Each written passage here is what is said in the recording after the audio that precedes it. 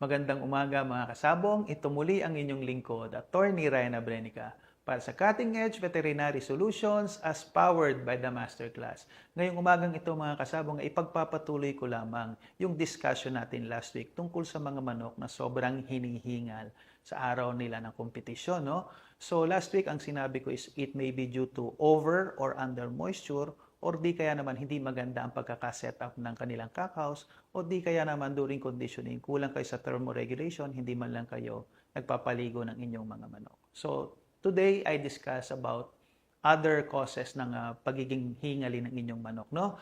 So, first mga kasabong, you will notice na pag ang inyong mga manok dry-feathered na, diyan ko nakikita ang karamihan ng aking mga manok na prone sila sa hinihingal. Bakit? Kasi pag napansin nyo na medyo dry na yung balahibo nila at palugo na sila, medyo malakas silang uminom ng tubig.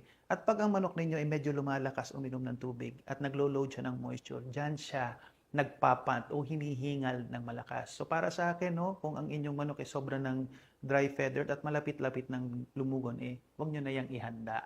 Kasi talagang mahihirapan kayong kontrolin ang moisture niyan at doon siya hihingalin sa oras ng laban. Pangalawa, at palagi ko itong sinasabi sa inyo mga kasabong, baka naman sobra-sobra ang paggamit ninyo ng mga gamot at mga suplemento. No? So dati ko na ito laging ibinubugbog sa inyo na bawas-bawasan ninyo ang mga binibigay ninyong vitamina, injectables at kung ano-ano pa. Lalo na ngayong napakainit ng panahon. Kasi lahat ng suplemento, maski ano pa yan, meron niyang tinatawag na thermogenic effect o yung nagpapainit ng kanilang katawan. No? So lahat halos ng suplemento. Bihira lang yung hindi magpapainit ng katawan nila.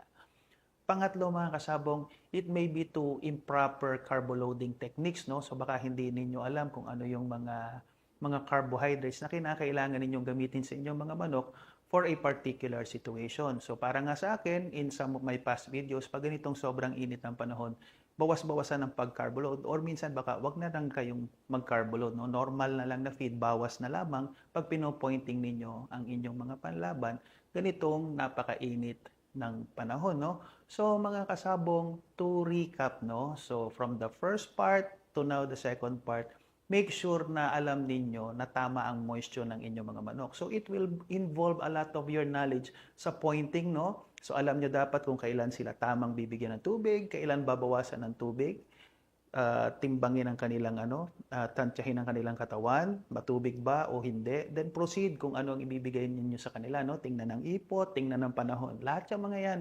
pagsama-samahin ninyo. Then ayusin ninyo ang pag-aayos ng inyong mga cockhouse, no? I-insulate nyo man lang, magdala kayo ng mga dahon ng saging kung kinakailangan.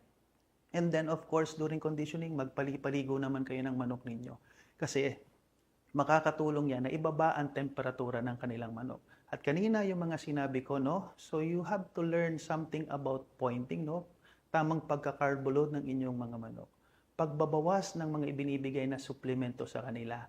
At mga kasabong, wag nang gumamit ng mga manok na alam ninyo naman na tuyong-tuyo na ang balahibo at napakalakas ng uminom. Ang mga ganyang klaseng manok, kinakailangan palugunin na natin at bigyan ng pagkakataon na gumanda ulit ang balahibo at saka natin sila pag-isipan ilaban. Ito muli ang inyong lingkod, Attorney Ryan Abrenica, para sa Cutting Edge Veterinary Solutions as powered by the Masterclass. Mga kasabong, malapit na ang batch 56 ng ating face-to-face masterclass dito ulit sa aking resort sa Lapu-Lapu City, Cebu, dito sa Gems Paradise Resort on June 13 and 14. Magkita-kita po tayo dito mga kasabong. Cutting Edge and Masterclass number 1.